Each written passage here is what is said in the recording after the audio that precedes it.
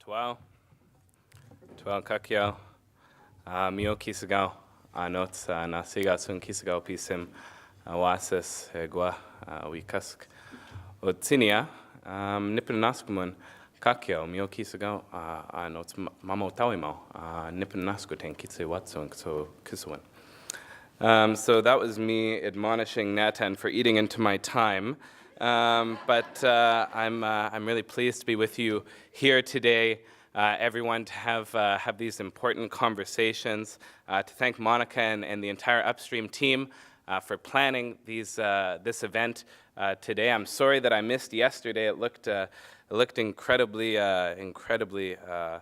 thought-provoking, but I was stuck in Toronto, so you know that I would rather be here with you. We're going to have an incredible panel to talk about reconciliation and health, what that really means, how we're doing as a country. This word reconciliation has been around now for some time, but we haven't yet started to have conversations about the progress that we've made, or the progress that we think we're making. So we're going to be doing a little bit of that today. We have some great panelists. I'm going to introduce, starting with Dr. Ryan Meili. He's a family doctor and politician in Saskatchewan. He's currently the MLA for Saskatoon-Meewasin and leader of the Saskatchewan NDP. He previously practiced at the Westside Community Clinic in Saskatoon and taught at the University of Saskatchewan, where he led the development of the Division of Social Accountability and the Making the Link Certificate in Global Health. He served as co-lead of SHARE, the Saskatchewan HIV/AIDS research endeavor, and is a big fan of mine. So please welcome up to the stage, Ryan Meili.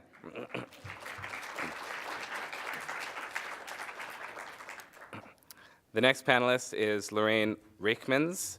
She is a member of the Serpent River First Nation. She's a second-generation survivor of the residential school system and champion against colonial and racist policy. Lorraine is the former executive director of the National Aboriginal Forestry Association and co-editor of This Is My Homeland. She is a recipient of the Rosalie Bertel Award for Outstanding Service in the field of environmental health. Lorraine is currently the Aboriginal Affairs critic in the Green Party Shadow Cabinet and was a two-time federal candidate for the Green Party in Algoma, Manitoulin, Kapuskasing in 2008 and 2011. Lorraine?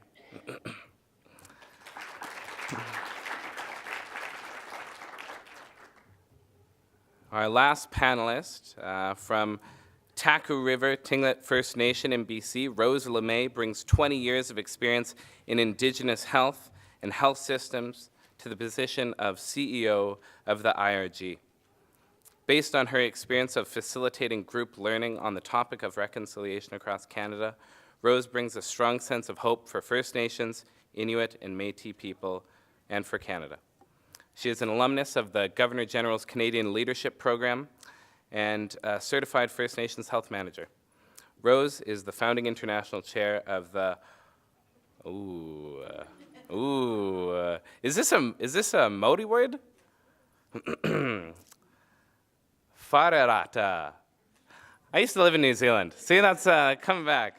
The Whareata Group, an international network of Indigenous leaders and their allies working in mental health and addictions. Rose.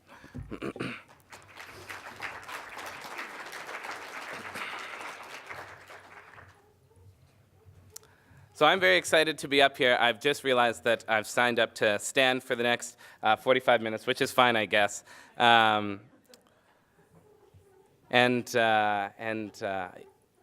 So we're here. We're going to be talking about health and reconciliation. These three bring a wealth of experience, a diversity of experience in academia, the political sphere, working with community groups and associations all across Canada. I'm a big fan of leaving people with concrete ideas, concrete solutions, especially when you're sitting in a hotel ballroom on a Saturday when you could be doing many other things. So we're going to be talking about practical steps of what you can do after you leave this conference. I'm gonna sort of poll the room. How many of you work in the healthcare field? It's quite a few. How many of you are students? Some students in the room. Shout out to the young people. How many of you are just really interested people who find coming to conferences on a Saturday a fun thing to do? Hype! Shout out to you all. You're making this happen. So, as I sort of alluded to, we're in this moment of reconciliation. I'm glad to see that there is a diversity of thought and opinion and background and experience in this room. I want to ask the panel, in this moment of reconciliation, what does a commitment to reconciliation look like from health institutions, from folks who work in the health fields? If you were to say that institutions and doctors, nurses were committing themselves to reconciliation, what would that look like? What are we asking of our audience here today? Doctor, you want to start? Sure. Also, do you want us to bring a chair up here? Would you be more Nah, it's comfortable? fine. It's fine. I like the imposing, towering, whatever. It's Sure, good. sure. Okay. And you are an imposing figure, Max Fineday, a stellar figure on the national scene. It's great to be here on the stage with you and with Lorraine and Rose. Thank you for being here. I guess I want to first put a prefix to all of my comments today. I'm going to be coming from my own experience, and we all do that, and that's part of why this morning I started with sharing a bit of my story. I think it's just helpful to know where people are coming from, to know their experiences, but also the limitations of that experience, and that I certainly don't speak for. There's a lot of people I don't speak for. I speak only from what I know. And with that, I'll be speaking as a family physician who's practiced in a number of different communities, but isn't practicing right now. Now I'm practicing what we call medicine on a larger scale, in that political role, and really starting to see things from that realm of what is possible in the world of policymaking, what is possible in the world of the great negotiation that is the democratic system. In terms of how do we make our healthcare system part of reconciliation, is that a reasonable summary of where you're going with that question? I think, first of all, is starting to ask that question and make sure that that's on the minds of the students who are training today, the people who are practicing, that are continuing, our basic and continuing education really has that in mind, that we're asking the question of what are we doing that's actually propagating discrimination in our current practice? What are the ways in which our current practices make it more difficult, whether that's actual actions that are propagation of racism, or it's inaction and failing to act where we should. So are we looking for the opportunities to provide care in people's home language, in Indigenous language? Are we looking for opportunities to make sure that care is available in community and people aren't having to travel?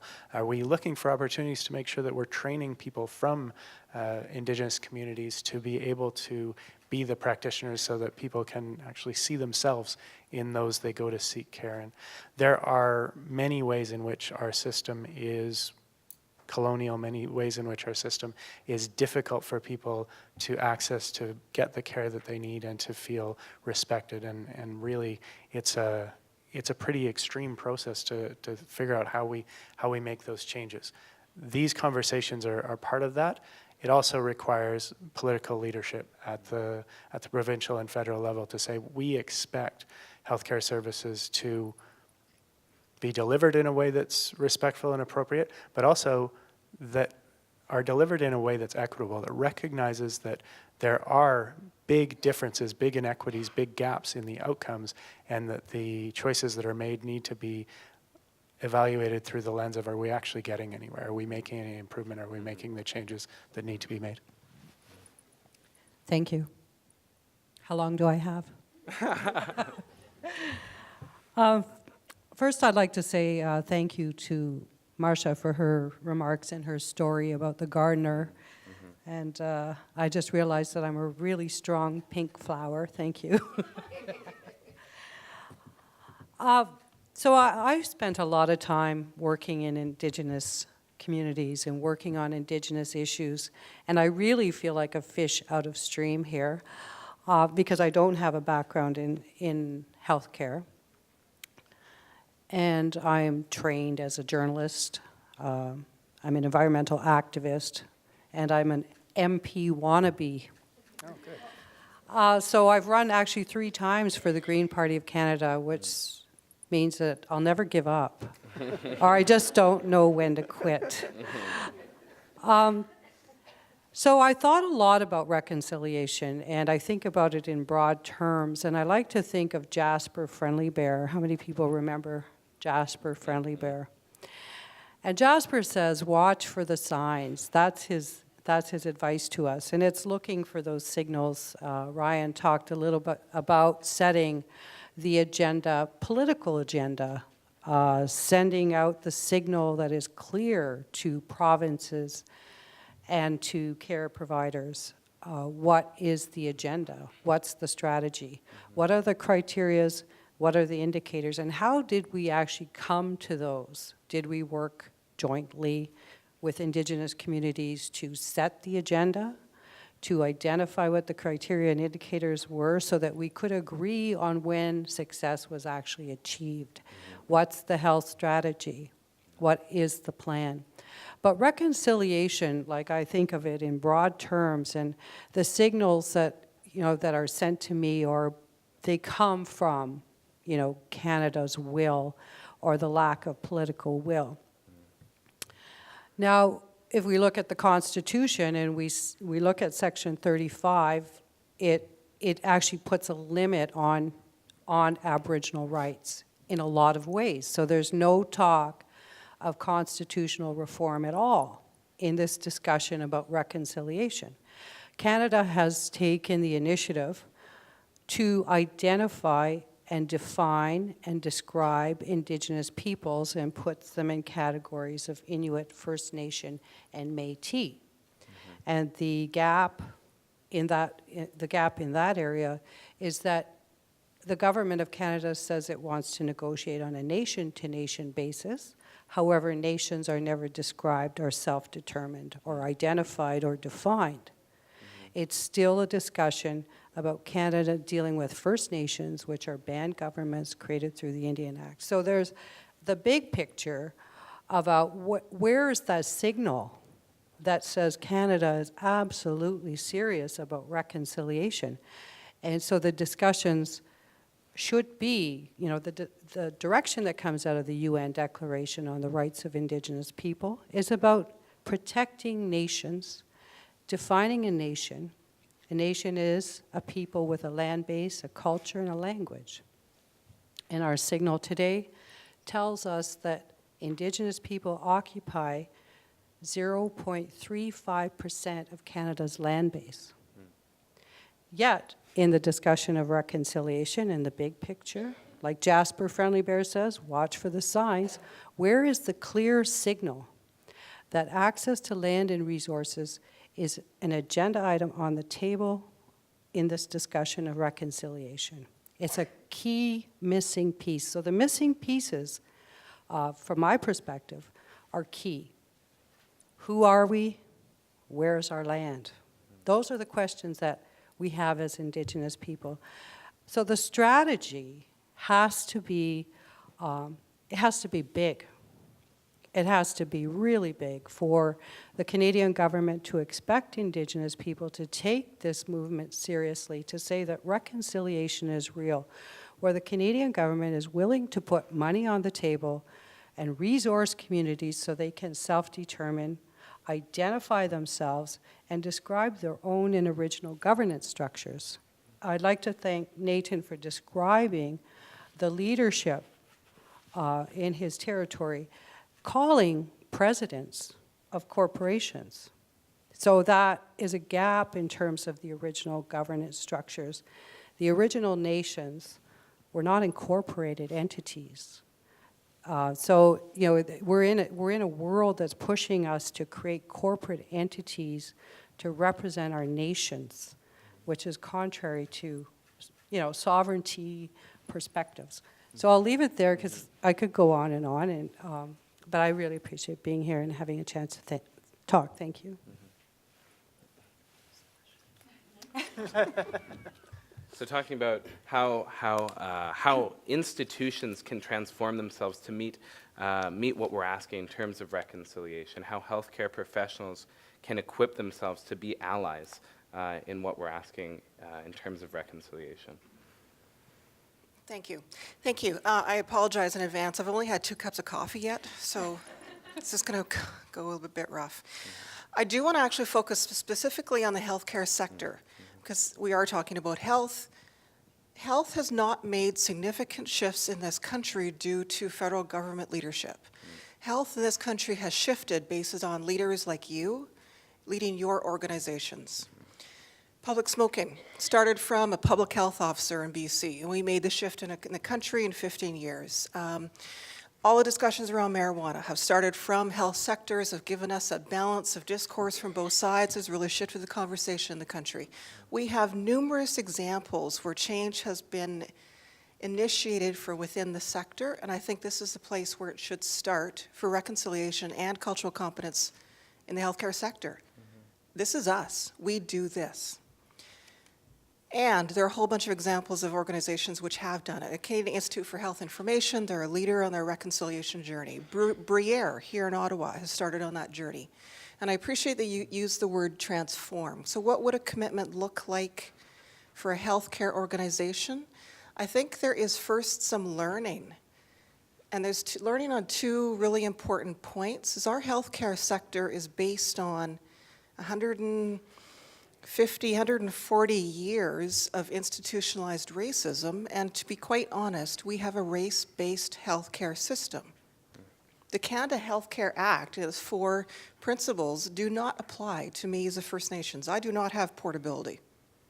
It doesn't actually work in a First Nation system. It doesn't apply. So can we start talking about changing the fundamental foundations of what we think healthcare in this country is? That's transformational. So I think it does require first a knowledge of that history. How did we get to where we are? And second, an ability for leaders like us in the room, how we continue to build our knowledge of how to do change. Because for us to do reconciliation today in this country, we will need to break down whole systems. And that is at heart, for any one of us as humans, is a bit scary. But, excuse me.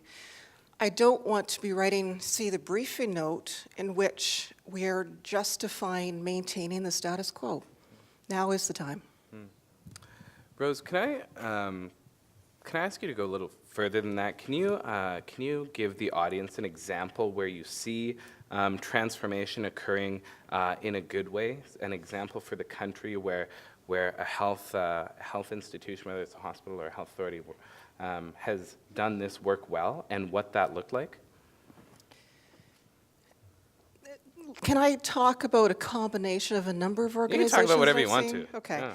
I think there's probably 5 or 6 things which occur in an organization that truly commit to a reconciliation journey, and it is a journey. It's not going to be a checkbox approach in which we hire 4% Indigenous employees and we're done. It's much more than that. And so it is truly transformational. Any way you sector out an organization from its HR, it will mean some level of commitment. There are Indigenous employees all the way through the organization, right to the board. How many of you in the room have Indigenous peoples on your board? Good.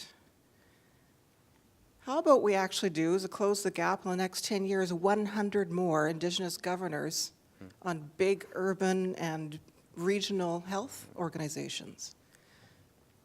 It will mean around HR, it will also mean around policy and programs. This is not simply adding more money into Indigenous programs, it actually means indigenizing every single program and policy that you oversee.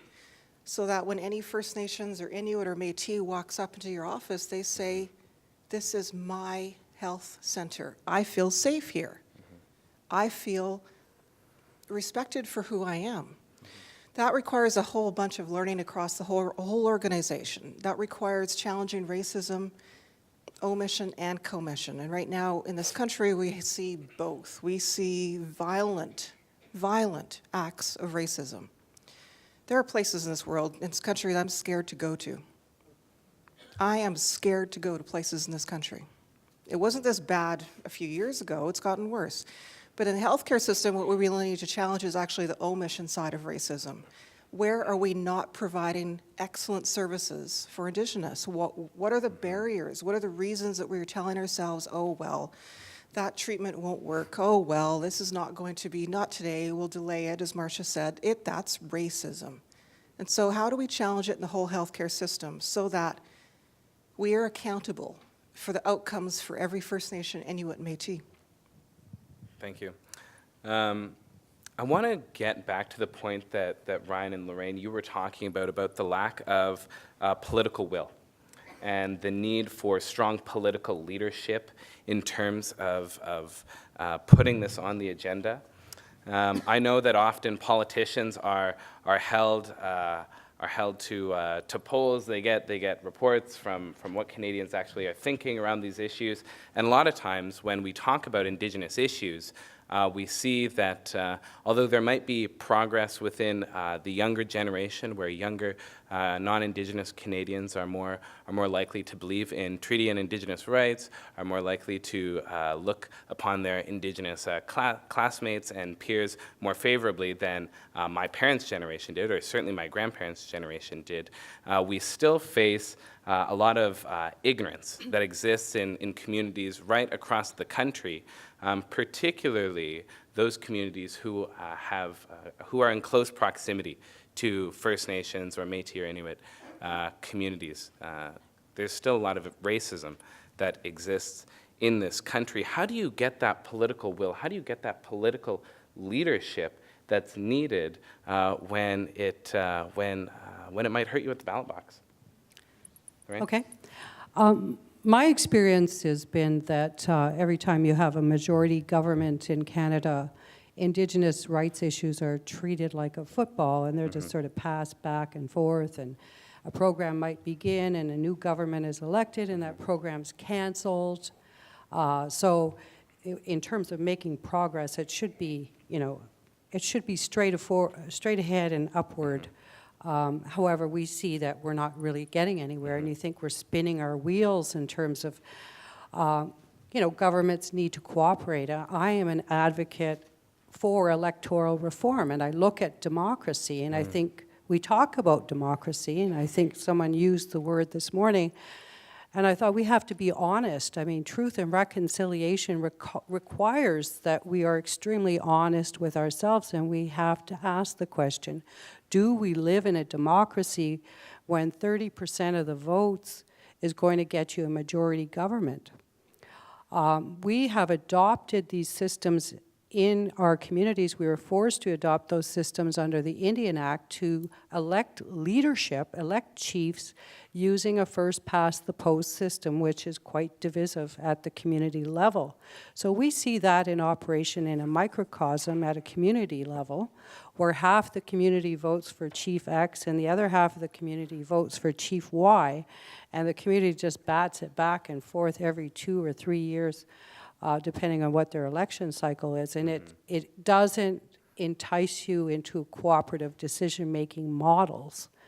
And when we talk about self-determination, we hope to do the research on original governance structures where we believe that every citizen had a voice that was valued and decision-making was made in a different model than the model that we're using today.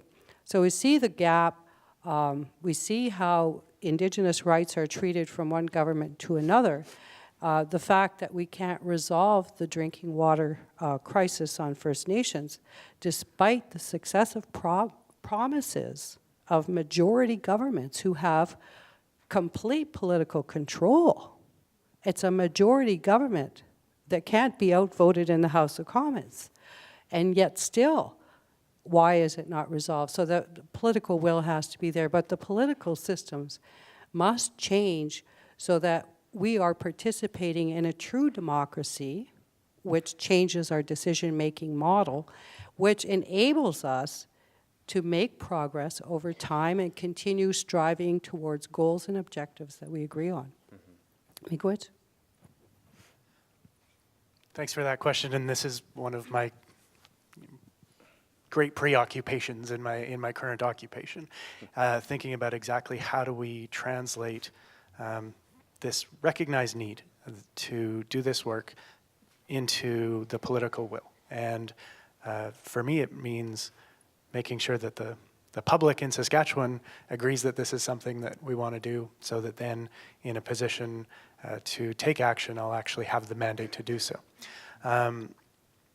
So to start at the foundation of, I guess, why I do politics is coming from this egalitarian view that everybody matters as much as everybody else, that each of us is of value, and that the inequities and inequalities that exist in my province and around the country are not okay. They're wrong.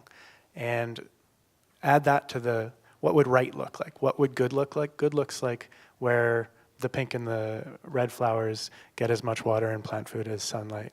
Everyone has the chance to have the optimal health and reach their full potential. That we create that kind of a society. Now, I also live and am running to be the premier of a province in which the majority are of European descent. The white majority is the majority, and that there is a lot of skepticism of reconciliation among that majority, of the real actions that would have to be taken to make change, because those would require some significant investments, and people aren't necessarily ready to get there.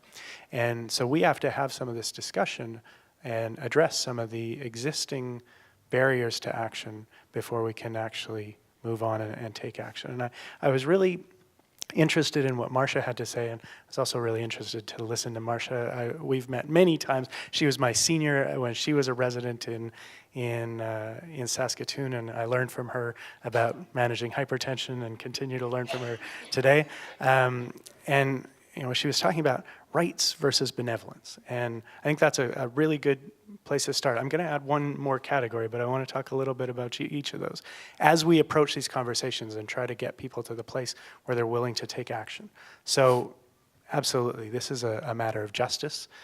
It's a matter of human rights for all people. It's also a matter of special rights in this country, with the history of the country, with the treaties that exist that have not been followed up on, that have not been adhered to, that there are very specific reasons why, from a rights point of view, from a justice point of view, action is needed. There's also the benevolence question, and I agree. We shouldn't be looking at this as a charitable action. This isn't something we're doing because we're nice people, because that means it's optional, and it also definitely creates a hierarchy. On the other hand, there's just one piece of that, what's the good side of charity, of sympathy, of actually hearing people's stories, knowing what's going on that isn't okay, and creating that human connection between people's stories, and the way that can be a driver to action. So there's a piece of that that's worth keeping in the conversation about how we do identify what's wrong, where we tell the stories of overcrowded housing and what that's like to live in, and how that impacts whether a kid does okay in school or what their health impacts are going to be, and have that feeling connected to it as well, because I think that's important. But then there's a third part of the case for action, and that third part is the common good, the way in which the inequities that we experience in this country drag us all down. For example, the amount of people living in poverty in Saskatchewan costs our economy $3.8 billion a year. And that's increased costs in health and social services, decreased economic activity. When you look at the gap in education funding, Tanya talked about the 10,000 less per student in Saskatchewan, 30 to 50% less per student on reserve than those off reserve. And as a result, that costs $1 billion to our economy each year. So all of these things are dragging everyone down, not just those who are at the mostly those, and in the most impact, those who are directly affected, but it's actually hurting all of our society. So I think that's part of the way in which we can start to bring people onto this conversation. And one of the models that we've talked about many times that I think is interesting is the closing the gap model that's used in Australia, and that language around closing the gap, around telling the true story of what's going on, highlighting the statistics of what the actual differentials are in health outcomes in education, et cetera, as well as the costs and the way that that is hurting everyone. And then, so telling the true story and then describing action. So the closing the gap model comes out of Australia, and each year the Australian government has an annual report that tells how far they've gone, what actions have been taken, and how the high school graduation rates or incarceration rates or whatever statistics you want to look at have changed. And then the Prime Minister gets up and gives a speech that is, the level of a budget or a throne speech. It's a big speech in their parliament and sort of brings that to that level of a top priority. We don't have anything like that. I've been in the legislature only for a year now, but there's been absolutely zero serious discussion about the extent of the gap in Saskatchewan, in that place where we should be dealing with that. So what I would like to do, if I were given that option, is to introduce a similar model where each year we have that closing the gap report. We get up, we tell the truth about what's going on, and then we use that to drive the reconciliation process, which means having everyone at the table, the First Nations and Métis leadership and the community members as well as the federal government and provincial government at the table coming together to say, here's the outcomes we agree on. We know this is what we want to achieve, and then what are all of the options that we have to do so. I believe that by elevating it to that priority and by having that focus on the way in which this is something that is impactful for all of our lives, we can shift the public discourse and create the space for the political will to take real action. Thank you. We only have a few minutes left. I want to get Rose and Lorraine. I want to get your thoughts on how the country is doing in terms of reconciliation. The Truth and Reconciliation Commission calls to action came out almost 3 years ago now, just across the street at the Shaw Center, which was sort of like the checkup, right? The commissioners took, see, I'm doing a doctor thing here. They went around and did a checkup of the country. And then they wrote the prescription, which was the calls to action. How do you think we're doing as a country? Have we begun that healing process? Is all of this reconciliation rhetoric that we hear from governments, from community folks, from activists, conferences like these, are these progressing the conversation in a way that is helpful? And if not, what's missing? All right, let me try that one. We at the IRG, the Indigenous Reconciliation Group, we teach an adult education approach to cultural competence, and we talk about the people who are in the room who are early adopters, the ones who want to be here because they believe in it, they're ready to take action. The National Discourse on Reconciliation, we've got the early adopters. We're talking about this here in, it's a bit ironic, a conference center. So yes, there is a number of places in which reconciliation is a topic of discussion. Has it touched Ottawa Civic Heart Institute? Has it touched nursing clinics in the north? Not at all. Their youth in First Nations in Northern Ontario said they don't see a single difference. Has it touched, I don't know, paramedics who are flying youth out from Nunavut? Has it touched nursing, psychiatry? No, I don't think it has. But I also don't think we've actually made a really good elevator pitch. We can't describe it very well. We understand around closing the gaps, yes, for sure. But can we also talk about a vision of what happens beyond that? Let's find something that's hopeful, because yes, we do need to close the gaps. Yes, inequities exist, for sure. Nobody's going to argue outwardly about closing those gaps. But I also want to talk about having a vision of what this country would look like once we've achieved that and gone beyond it. What would it look like if Canada were to consider itself proud to be an Indigenous country? What would it look like if Canada were proud to have the stories and the knowledge that might be shared by Indigenous healers? Because I bet some of you would like to know about it. Because there is an amazing depth of science there, which is somewhere between 10 and 20,000 times longer than mainstream health. We have things to offer.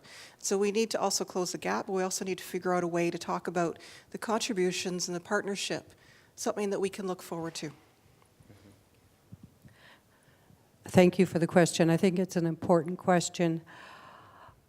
You know, I really don't get a sense that there is a serious commitment to reconciliation. And because I can go back to the Royal Commission on Aboriginal People and pull out, you know, dozens of recommendations that will still hold true today. Recommendations that are so old and dusty. If you go to INAC's website, the RCAP reports have been archived. And I think it is about political will again. You know, if we talk about reconciliation, when we look at jurisdiction and responsibilities, we talk about the treaties, Canadians are treaty beneficiaries. That's something that Canadians don't understand. It's not a one-sided agreement. The Constitution divides up land and resources responsibility and assigns it to the provinces. Healthcare falls under provincial jurisdiction, and then there's the federal National Indian Healthcare Program. But what we're seeing is a gap. We're seeing these cracks in the Federation where Canada must reconcile itself with its own provinces. If we use Alberta and British Columbia's battle over the Trans-Canada pipeline as an example, we see the cracks in the Federation, and we see the gaps, and that jurisdictional gap on lands and resources and Indigenous rights is the gap that Indigenous people fall through consistently. And until we have real constitutional reform and a clear signal from a strong national government that we are going to fix these cracks once and for all, we can't expect the average Canadian to take reconciliation seriously and make movement. Not just, it's about setting the parameters, sending a clear signal, and having people imagine that Canada's broken, but we can fix it, and this is what it will look like when we do. Miigwech. Doctor? I just want to quickly think of two stories, two walks that I went on in Saskatoon in the last year. And one was a walk, or I guess two gatherings. One was a walk, the Reconciliation Walk, sponsored by the City of Saskatoon. Our Mayor, Charlie Clark, has put a great effort into advancing a reconciliation agenda in Saskatoon, taken some bold steps around addressing racism. And there were thousands of people. School kids had the day off school to go and participate in this. There were culture events, there were speeches. It was just a beautiful event. And I just remember I was walking along with my 6-year-old, and he was having a great time. And he's 6, and he knows about residential schools, and he's thinking about this stuff. And when I was 6, this was nowhere on my mind, and I don't think that's only because I was out on the farm somewhere. It's because there was no discussion. So the conversation has shifted so significantly. But only a few months later, I was at a gathering with, again, hundreds of people, but it was outside the courthouse, and it was with the family of Colton Bushy, and coming together in solidarity and recognizing that the words of reconciliation, they're there. We're talking about this, the conversation has arrived, the action is yet to happen. And that event, that gathering, was actually more powerful and in some ways more beautiful because people were still coming together in solidarity and wanting to work on this despite the real setback that injustices like the ending of a young man's life really put front and center.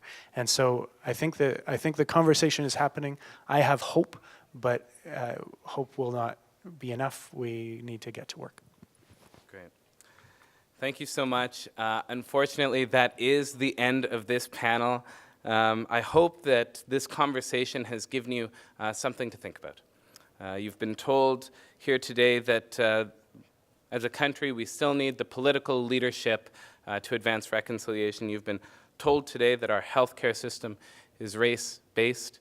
You've been told today that, that reconciliation hasn't reached those who need it most and those who it is for.